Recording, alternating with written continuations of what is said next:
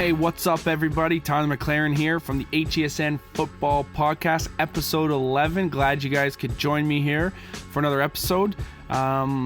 We're almost at Christmas here, and everybody's sort of out of that football spirit usually, but here at HESN and House Edge Media, we are making sure that we are keeping everybody involved and keeping the focus going, making sure that people don't forget about the great sport of football and the great league that we got here in Ottawa, that being NCAFA.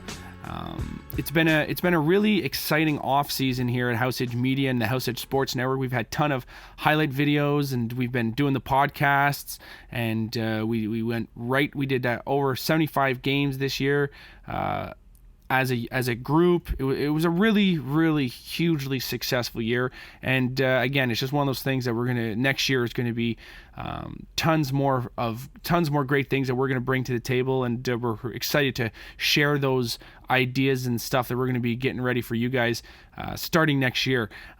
This podcast is really going to focus on the Pee Wee division. Now, for those that don't know, the Pee Wee division is the ages 13 and 14 in NCAFA.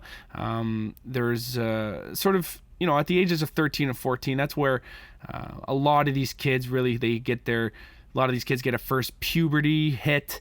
There are lots of, a rise of intensity, I guess one might say, in the Pee Wee division.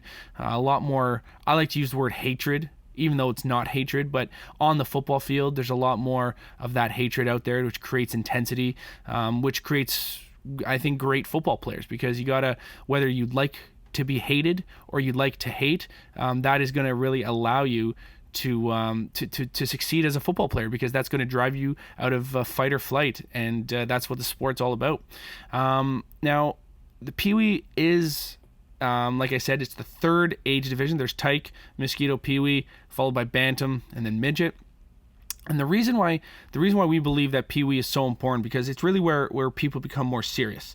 Like I said, the puberty strikes for some of these guys, and they get big, strong, fast, and angry. You're really able to focus on some of the deeper aspects of the sports. I'm talking about stuff like working on zone defenses, working on the passing attack, really game planning for opponents and scouting and stuff like that. And at the end of the day, you're really able to identify the players that have sort of next level aspirations, and if you really want to be a player at the next level, I would say that at the Pee Wee division is really when you got to decide, do I want to be a football player? Because that's, if you don't like playing football at Pee Wee, you shouldn't be playing. And if it's a little too intense there and all that such, then maybe football's not the sport for you. But at the end of the day, if you do, it's really the time that you need to decide that if you want to go to the next level and allow yourself to do that. So that's why we think Pee Wee is so important. Now there's the other two divisions, Tyke and Mosquito. Those two divisions are really important because you need to learn the fundamentals. You want to get coached properly. You need to learn your strengths and your weaknesses as a player. Do you even like the sport of football? Play different positions, really have an opportunity to experience the game, learn the fundamentals. But once you get to Pee Wee, that's when it does get serious, like I've mentioned before. Now, previously, when we started doing the NCAFA.tv and the House Edge Sports Network model, we focused primarily on exclusively on the Bantam division, because we really feel that the Bantam division is the premier sort of age group to really test your skills, and we still 100% believe that.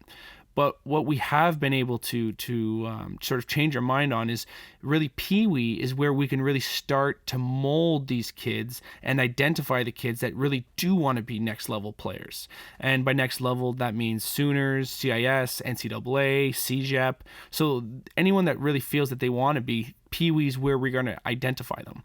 And this year we put our money where our mouth was, and we started filming some Pee Wee games. And if we were going to a Bantam game, we basically made an effort to make sure we got out to the Pee Wee one as well, because those players are the ones that are going to be coming up to Bantam, and we want them to feel comfortable having a camera in their face and having their games recorded and having people critique them and sort of see their ups and their downs during their season and during a game.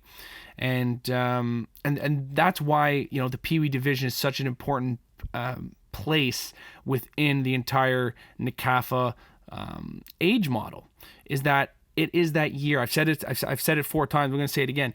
That is the year when it really, really, really gets serious. Now, on this week's podcast, we're going to talk to Jesse Card. Everyone knows, my business partner and best friend, who is going to be talking to us a little about some of the players and teams that stood out to him at the Pee Wee division this year. And he will be coming on momentarily, just waiting for him to get ready. But just to reiterate some of our points, we really want to make sure that any kid that plays football in Ottawa has an opportunity to advance their football career and with that their education, because that's obviously the most important part of anyone playing football. Is most of the time at the next level there's usually that school aspect of it all, and we want to make sure that HESN and NCAFA and House Edge Media and NCAFA.tv does that, so that they really can find a way to thrive at the next level. Now, actually, just got the text message here. Jesse is ready to go. So let's bring Jesse on. How you doing here, Jesse? Good. I got my evenings back in the week, and pretty much just put the time that I was coaching into watching some sort of sports on TV. Well, that's fantastic, because we got some good hockey going on, and obviously NFL and all that such. But the reason we brought you on the podcast today is we wanted to talk a little bit about the Pee Wee division. Since we've been earlier in the podcast, we were talking a little bit about how Pee Wee fits into the entire structure of NCAFA, and I wanted to sort of get your feelings on Pee Wee and talk to us about some of the teams and players that really caught your eye this year. Yeah, no, I love Pee Wee football. I think when I go watch a Pee Wee game, I realize how good the football is and how big of a leap it is from coming up from the level below it. And I find the football gets really good. There's a lot more strategy involved. The coaching probably takes on a more serious tone at that level. So I love Pee Wee, and this year was no exception to the level of caliber that we saw. Now, it's really interesting that you mention sort of the increase in focus in some of the smaller details or the finer details of the sport. Talk to us a little bit about some of your memories about moving up from Mosquito to Pee Wee when you played back in the day. Oh, good question. I'd be interested in hearing yours too, Ty. But let's see. Moving up to Pee Wee. Well, I guess the first year I played running back at Tyke, and then I was moved up to Mosquito, and I was a wide receiver, and then a running back the second year. So Pee Wee, I probably switched to defense at Pee Wee for the first time. Okay. I think Pee Wee, the first year I was small, and I'd come from 3 years of playing offense in the backfield or at least at a skilled position, and I think they switched me over to just a DB or defender because of the hitting drills. And I guess we just, coach saw that something in me that thought that I'd be good and useful at the defense. And I don't remember really having a problem with it. I was just I had a lot of fun playing any position. So I think I switched over there, and I never went back. Well, and the reason I asked you is because I always remember you telling me the stories about how when you were in Tyke Mosquito, your offense, and then when you went up to Pee Wee, the coaches sort of were like, maybe not, they're like, oh, this guy's small, we'll just put him at defensive back and all that such, but it's sort of where you've actually found your calling, right? It was the year, and it's sort of the same thing for me, where it was the year where I really knew that I was a quarterback, because even though I was a really good quarterback when I was a kid, when I moved up to Pee Wee, I was scared, because those kids were big and those kids were, aggressive, and for some of them puberty had hit, and for me, when I was 13, I wasn't big yet. And I remember when I moved up to Pee Wee, I didn't want to play quarterback, and there was this other kid on the team named AJ. He was a really athletic black guy, played quarterback, could fast and throw and all this such. And I remember the first exhibition game, we were playing the Bengals at Garneau, and he was playing terrible. And then the coach asked me with about 5 minutes to go in the game, he's like, Ty, listen, you got to go in. You're the better quarterback. Trust me, we'll do fine. And I went in there, and I remember I lit it up. We lost the game, but I remember I played well, and I got my confidence. And then I realized, I was like, okay, I'm a quarterback. This is what I am. And that's where I think Pee Wee really is very important, because I do think that at the end of the day, Pee Wee is that year where you really, truly find what your position probably most likely will be for your career going forward if you decide to keep playing. And I think, just as we're talking about this, it makes me think that the coaching gets to a higher level as well, because coaches at that age are starting to look at players and say, I got to look out for this kid's long-term development and opportunities. And, I think in my case, maybe at Pee Wee, you start to realize they can't rely on maybe at a running back position, just jukes and stuff. Like, the speed needs to be there. And probably at that point, I think that maybe they realize, if this kid is good at offense, but you know what, he's better suited defense in the long term, because I don't think he has that like true raw athleticism that's going to carry him as a skilled offensive guy later on into bantam and maybe even further. Yeah, I think that's exactly right. And, and to that point, I really believe that it's a nice segue into sort of what we're going to be talking about, because we're going to be talking about some of the teams and some of the players that we really like at the Pee Wee division. And I bet you this is going to be the position that we're going to see these kids play for the next, 5, 6, 7, 8 years. And for some of these kids, and I'll jump right into sort of my opinion about some of the teams. Yeah. So I want to start with, Who'd you like? Well, the team that impressed me the most this year that I didn't know the most about was the Orleans Bengals. That's a team that I really wanted to talk about, because there were some players on that team. Obviously, we got introduced to the Pee Wee team because of Reggie reaching out to us and wanting to do a highlight tape for Nate. And so with that, we sort of put our resources into helping out that team. And when you go to film one guy, well, you're actually filming the whole team as well. And I was blown away by some of the talent. The running back, number 11, he's an unbelievable athlete for the Bengals. I think he has a bright future in the sport of football. Their quarterback, he's the Indian guy, East Indian guy, who's an unbelievable quarterback, fundamentally sound. I saw him at the EPA Combine at Ashbury College there earlier in the summer. Right. And he's a guy that I really like his skill set. Obviously, Nate Cash is an unbelievable player. Yeah, and let's just pause on Cash, because I think we got to give him the proper credit. Not really knowing. It's great when people reach out. That's the best way to kind of get involved with this whole HESN membership and following, which is reach out and then the person becomes on the radar, and then you can actually spend a bit of time looking at them, learning a little bit about them. And when that happened for Nathan, I realized, okay, this kid's turning 14, so I think he's going into his second year of Pee Wee. Is that right? That's right.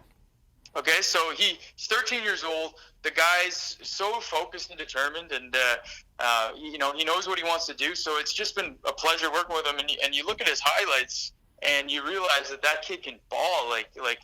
He's around the ball. He's fundamentally sound with his contain work on the run. So, I'm excited to see what Nathan does in the next few years. Oh yeah, I was really impressed with him, and you know what? It's tough at the Pee Wee division when you play cornerback, because you're not getting the type of passing action overall that you'd really like for your highlight tape. So you do need to work on some of the other fundamentals of the position. That is true. But I tell you that back to my earlier point, that Pee Wee division, it seems like there's more and more passing and distribution of the ball than I remember at Pee Wee when we were growing up. Yeah, the offenses are getting more complicated. I was just looking at the championship with Canada and the Giants, and Canada threw the ball probably more than they ran. And so I know what you mean. At Pee Wee, you're right. It's usually a lot of simplistic running offenses, and that's kind of what the Giants in that championship game provided. But Nathan got some work in the air. He definitely did. And you know what? I really like, and I guess my point was being is that some of his strengths, he's quite a physical guy for a slender cover speed DB. He has a lot of physical skills, and I really, really like what he brings to the table, and he's been able to work on some of those. He gets into the run. You can see that. Yeah, he does. He really does. So that was the point I was trying to bring up, is that he really does really great things with the other aspects of the position. And there's another player on the Bengals defense that I really like, and that is number 52. I again, when I was watching the highlight tapes, when I was watching making Nate's tape, this guy showed up everywhere. And when you have a good DB, a good linebacker, and they had a couple big D linemen that were really obviously good. They had a good quarterback and a good running back, and obviously they have that big number 45, I believe, on the offensive line, who plays currently the Panthers OVFL. They have a really strong team, and I think that with the future is bright for the Bengals Pee Wee. So that was the team that I was really excited to watch. And as a team, like you talked about, we're picking out individuals, but overall, that was a very successful team this season. They lost to the Warriors in the A-Cup semifinals, which was a pretty close game. And, that team, I think they had a lot of people graduating that year. I went to the Bengals banquet, and it sounds like a lot of those guys were moving on. There's a lot of award winners, so I think that they might take a step back next season.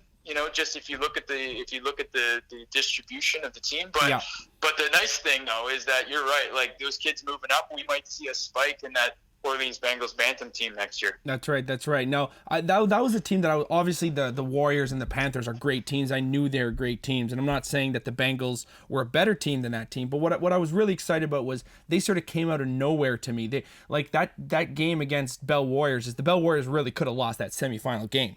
That was one of the great games this season in NCAFA. And it was devastating. All you got to do is look at the faces of the Bengals after the game. And I would recommend, we're going to be sharing that game this week to make sure you guys can watch it again, because it was a spectacular game. Now I'm going to ask you. I want you to get your opinion on some of the players and teams that really caught your eye this year in the Pee Wee division. Sure. Yeah. No, I think I agree with all those. There's a few that you named in there that I didn't know. A couple of the defenders on the Bengals that you just mentioned, but the guy that you can't ignore, the elephant in the room, is this lovely Tishimbinda. He plays number 23 running back for the North Gloucester Giants. Yeah. And first time I saw him, like I think I heard about him, from previous years. I would be interested to go back on some of the other championship years and see the Giants and Tyke. And he might have very well been on one of those teams, but he's just blazing fast. He's a long, tall kid, long strides. He's definitely the fastest guy in the field every game. But the thing that really stuck out, he's got this really neat knack for stiff arming defenders just to get a little bit of space. And as soon as he can get some hands on you, you just can't get any arms around to tackle this guy. So the B-Cup championship, they played Canada, and he scored, I think I counted 4 touchdowns, but you called before I could finish that, so I think he might have even had 5. And really, I think from my memory, I think he only touched the ball 6 or 7 times. He had 6 touchdowns, 5 touchdowns. So that's somebody that I hope continues on with the game, and he does the right things, outside of sports, to make sure that he's got an opportunity to play at the highest level possible, because he was outstanding. And he has the size too, right? He's not like he's a little scat back. He's big and he's tall and he's strong, and it'd be awesome for him to be able to get on a team that has an opportunity to play for the A-Cup. That means that they probably have a quarterback and some other aspects around the team rather than just relying on him. So you're right. It's a good call. I'm really excited to see him grow. The other guys, there was a number 15 as well as a receiver on that Giants team that looked pretty solid, and good O-lines, I thought, blocking for Lovely. The other guys are the Panthers. You look at the A-Cup champions at that division, the Panthers were just loaded with talent, and that a lot of those players come from the OVFL program, so they play a lot of football, and they work together. Christian, the quarterback, you and I, Tyler, saw him maybe 3 years ago, and we took notice because his mechanics are so good at such a young age. So Christian's definitely a kid that I think is on everybody's radar in the east part of town. And his receiver, number 25, Josh Ruby. That's my guy right there. That's my guy. Yeah, you told me about him, and I'm not the best listener sometimes, so it kind of went in and out one ear, out the other. And then I saw him at the last game of the regular season with the Warriors, and I was absolutely stunned. I thought that kid had all the tools to be just a phenomenal football player up into the Bantam division and even beyond. Yeah, Josh Ruby, just the way he plays the sport, he plays it at full speed. He reminds me a little bit of like a Julian Edelman, where he's very shifty. He's he's great hands. He gets those little like those little swing passes or smoke screens, whatever you want to call them. He's a really physical player. He's not scared. He's a good punt return. He makes plays on special teams. And I just like what he brings to the table. I think that he has the real potential to be a real special player going forward in his career. Like if you're coaching, you get a kid like that. I assume he's got a great attitude. He's a pleasure to coach. I haven't heard anything in the contrary to that, but he's one of those guys as a coach, and you being an offensive guy, you can relate to this, where it opens up so many options on the offense to have a guy that's not kind of typecast to a deep ball or a reverse guy. Like you said, he can be a running back. He can be like a Marshall Faulk type of character, right? Yeah, no, that's what I just think he's a great player. And there's another receiver there that both of us were wowed by. I think it's the other guy, 89 or 85. I can't remember who it is, but the other receiver, 85. He just glides, right? Yeah, it reminds me of Yves Berrios. He's the guy that reminds me of Yves Berrios. And for those listening, Yves played with Tyler going up, and he was one of the fastest guys that I've ever been shared a field with. And this kid, you're right. He looks like Yves. The run-in style is effortless. It's not that he's not physical. He's one of those players that seems to naturally avoid contact, but get yards. That's right. And because he doesn't need to be physical, because no one can touch him and catch him. And it's a type of thing, like not everyone is going to be the same. Not everyone's going to have the same strengths and weaknesses. Some people like the physical aspect of the game. Some people succeed by avoiding it. And I think that with Christian at quarterback, and if you guys go back to the podcast where I previewed the championship games, what I said was going to be the most important factor was that if the Bell Warriors can find a way, whether that be through weather or through good defense, to contain the passing attack, I believe that's what will give them the best opportunity to win the game. And if you watch and they didn't. And they didn't late, but early on in the game, the Panthers weren't able to connect on some passes, whether it be swing. And Bell Warriors did have the lead, right? They ran the ball, they broke a few, and they had the lead. It was 14-0. They were up 13-0. That's right. So so that's a game that's got away, I think, from the Warriors. My fear, and I don't think that it's out of the clear yet, is that team seems to be pretty finesse. And what I worry about with that group of kids moving up is just that I'd like to see them. We know that they can beat teams that are inferior, but when they get into close matches, they're still pretty finesse. And I don't know if they can really kind of step toe to toe with really tough teams, but we'll see over the years, right? And you know what? And before I talk about that with Coach Karate all the time. Is that he doesn't like the fact that there's not as many teams that are sort of up to their level, their skill level, so they can truly compete. He knows that the Bell Warriors this year were the toughest challenge, and the Bengals were probably the second best challenge. But there's nothing that they can do about that. What they need to do is just keep focusing in. And I remember talking to Coach Karate before the championship game. He was saying people were coming up to him, were like, "Oh, congratulations on winning the A Cup." And Coach Karati's like, "We got a game to play." And he wasn't joking. He was dead serious. He's like, "This is not a joke, right? It's cold weather. We're on a bad field with a tough turf, and these guys, if we don't keep our heads screwed on properly, this is going to be a tough game." And it was, and they had to really fight, and they pulled it off. And I think as they get older and as they move up, I think they will be successful. Now, talk to us. And just before we continue, I just want to say, they did do all that. They stayed with it, and that's a huge at a Pee Wee level. That's a huge character moment. Where down 13-0 in an A Cup championship, and they just do what they do well. Coach Karate prepared him really well. I saw him. I shot the Warriors-Raiders game out Beckwith, and he was scouting there, and then he was scouting the Orleans game. So those kids are probably the best. Fair to say, safe to say that they're the best prepared team at that Pee Wee division. Oh, definitely. Now, with that being said, I'm sure Mike Polito wouldn't like you saying that about his squad. But nonetheless, let's get into the Bell Warriors a little bit, because that is another outstanding football team, and a team that pretty well, being around them a lot. Yeah, no, for sure. there was great watching. I really liked watching that Pee Wee division this year. I thought it was really exciting. There's so many good players on that team, which is why they made it right to the championship and played well in that championship. To take nothing away from their season, it was outstanding. The Panthers were a really good adversary, but they called it.